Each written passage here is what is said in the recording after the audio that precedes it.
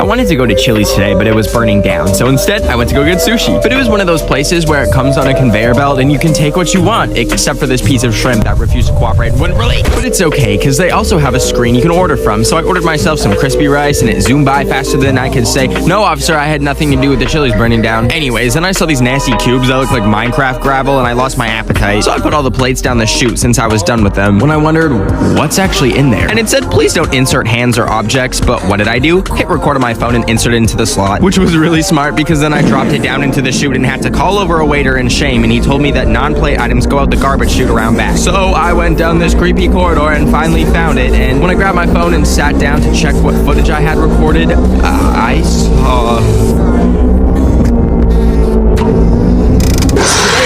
threw away all my electronics so I could join the Amish and live a simple life. But after about 10 minutes, I got really bored of harvesting wheat and apples and wanted to watch a good old YouTube video. But I didn't have any devices to watch YouTube on, so I obviously walked over to the YouTube headquarters. And when I got there, I managed to walk right in and I found an empty room with a TV in it so I could watch a few videos from my personal collection. Anyways, after I had cured my boredom, I left the room and raided the YouTube fruit counter and grabbed an orange and an apple and a DVD copy of the videos I watched. But when I finally got home, I realized I can't play this because I don't have a record player. But I looked around my room and saw an old radio speaker thing and popped the CD in it just so I could listen to the audio and imagine the video in my mind. But when it started playing, it sounded like it was coming from outside my house, and that's when I realized I had it set to broadcast. And I ran outside to see every radio in the vicinity was playing.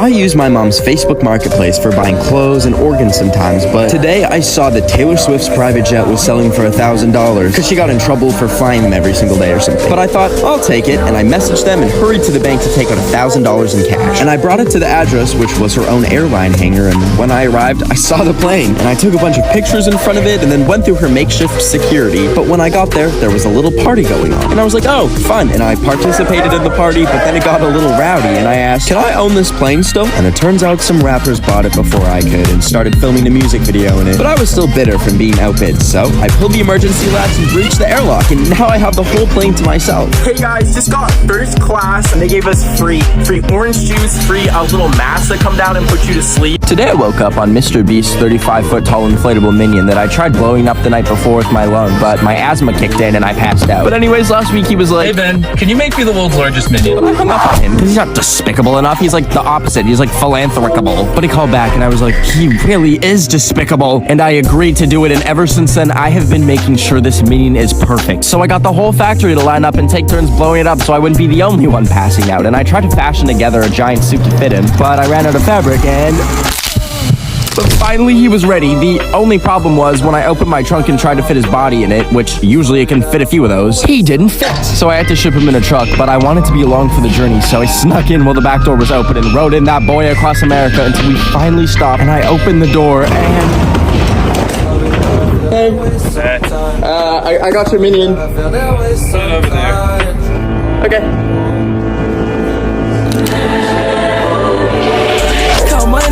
Today I spent 9 hours painting Doja Cat, and it turned out so good that I decided to DM it to her. And she actually replied by saying, it's terrific. And I was just in disbelief that she replied, so I screenshotted it as fast as I could and posted it on my story to show all my friends. But after she saw it, she DM'd me a picture of the front of my house and my birth certificate. And when I said, yes it is Doja Cat, I saw she mentioned me in her story. And when I looked, she had posted both of those images on her story. And I was like, Doja, why would you do that? And then she went live and was very angry at me. And the next thing I knew, there were people banging on my front door, and then one of them threw something through my window, and I had no clue what it is, so I slowly approached it. But when I got too close, it started to fill my room with gas, and I heard on her live stream, and she said, careful of the tear gas, we are getting gas.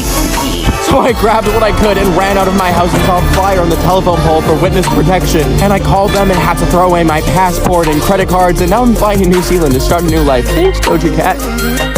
I was scrolling through Tinder because the last person I met was when I was at the Apple store and came across some girl's number that she left on an iPad. So I took it and went home and tried texting it and just said hi, and then she replied asking if she could come over for some eggplant. And I panicked because I've never cooked eggplant before. But I remembered I could make eggplant parmesan, so I was looking for recipes on Google when I realized I accidentally typed in eggplant permission. Anyways, she said she was 30 minutes away, and I ended up running to the grocery store to buy some eggplant. So I grabbed some eggplants, and then I needed the parmesan. So I went up to this giant giant wheel of Parmesan they had, but I couldn't lift it, so I just got a little piece. Anyways, I went home and chopped up the eggplant and dropped some on the ground, but I used the 5-minute rule because I'm half white. And I put it in the pan, and then I added some cheese and was gonna bake it when I found a spider in my oven. So I baked that instead until he was nice and crispy, and then I threw the eggplant in, and it was finally ready. So I sent her a picture of the eggplant Parmesan and said, "You ready for this eggplant?" But then all of a sudden my texts to her were green, and I heard tires screeching outside. Anyways, now I'm back on Tinder, so if anyone wants a serving of eggplant Parmesan, make sure you match with me.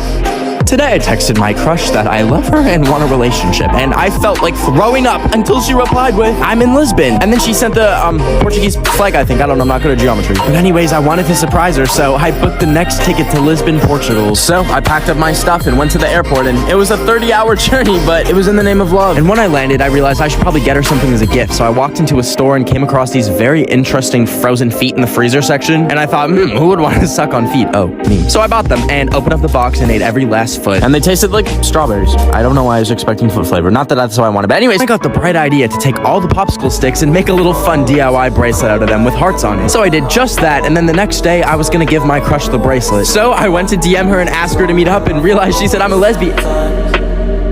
I'm a lesbian.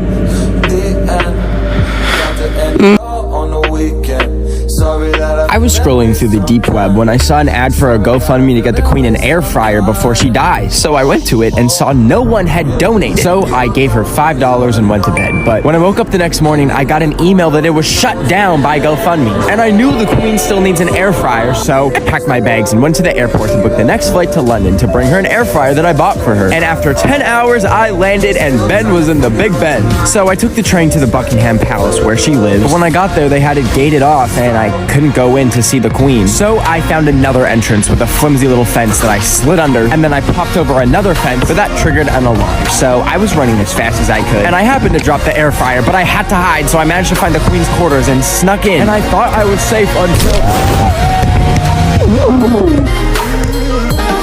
I woke up on some cliffs on an island with nothing but a note on my arm that said, "Please, they won't let me air fry." "Elizabeth, I will save you." Today I went to go see Billie Eilish at Coachella, but before she came on, there was this dude wearing a big sparkly onesie who opened for her that kept staring at me, and I was thinking to myself, what's up, do you have a staring problem, buddy? But anyways, he did a little dancey dance thing, and Shrek was in the audience and seemed to love it, but his cameraman kept getting in the way and then turned to me, and the next thing I knew, rewind that. He put me on the big screen, and I freaked out and went behind the cameraman and started unplugging random cables from his camera, and it turned off the video on the screen. But anyways, then Billie Eilish came on and kept invading my personal space and staring at me, and I was like, dude, celebrities never get taught that staring is rude? Why are you yelling at me? But then she did her little dancey dance and left the stage, and I took a golf cart home from Coachella, and when I woke up the next morning, I checked my phone to see a DM from Billie herself asking if I was at her show with a winky face, and I replied, "No, silly Billie, here's a restraining order, leave me alone," and I went back to bed. Today my Mima told me that she bought an NFT, and I was like, Mima, you just asked me if Mark Zuckerberg was my girlfriend. How do you know what an NFT is? So anyways, I was using one of those head massagers when I got a knock at the door, and when I answered, no one was there except for a box with a towel in it and some noodles with a note that said NFT noodly fun towel. And it wasn't even fun, it was soaking wet in some mysterious liquid, and I was about to put it away in my closet when I got the idea that I could actually make it into an NFT and get some use out of it. So I made some room and I took a picture of it and made it look all pretty, and I minted it on Bubble House and made it free for a limited time. And I emailed her back and told her to go claim one before they're all gone. And even her bingo club can get one, and even you. And we can play bingo together on Bubble House with my Mima and her bingo group. Today I DoorDashed some cooked goldfish from PetSmart because I was really hungry and they were only $3. So I placed the order and walked over to PetSmart to pick it up. But when I got there, I walked in and found the food pickup section and saw all the soon-to-be sushi swimming around in their little tanks that were right next to the not-so-swimming sushi. And that's when I realized maybe pet store food isn't the best move. But I was still super hungry, so I asked an employee if they have anything else to eat, but she told me if I want to act picky, they have rats for sale. So I opened up the rat fridge and I couldn't do it. So I ended up buying some bugs for like $2, which was such a great and amazing deal. And when I got home, I was so hungry that I ripped open the bag of bugs and just told myself that this little grasshopper in my chopsticks is a Cheeto. So I popped it in my mouth and I felt movement. And I spat it out and it jumped out of the bowl. And I panicked and ran to the toilet. For the next 3 hours, I vomited up my insides. Every day I bike past this fenced-off neighborhood near me that's radioactive from a nuclear meltdown. But today I decided to explore it, so I went through a gap in the fence, and after walking for about 10 minutes, I got to this mysterious door in the middle of nowhere, so I did a little knock and let myself in and closed it behind me to be polite to the radiation. Anyways, I went down the stairs and saw some interesting artifacts that I was not exactly a fan of, and I continued through the bunker and found a very inviting door that made me feel super safe, which led to more stairs that had my knees cracking like Rice Krispies. Anyways, I eventually got to this tunnel and some doors at the end of it that said danger, do not enter, but I went in because my middle name is Danger. Just kidding, it's Emil. And after I went through the door, it closed behind me and I tried everything but couldn't open it up because it was locked. So I decided to look around and see what my grave location was gonna look like, thinking maybe it's a movie theater or a game room. And I turned the lights on to see that there was an actual nuclear missile silo where they held the nukes. And it went 100 feet down, and now this is where I live, I guess. And my phone is now on 1% uploading this TikTok, so if you see this, that's the last time you're gonna...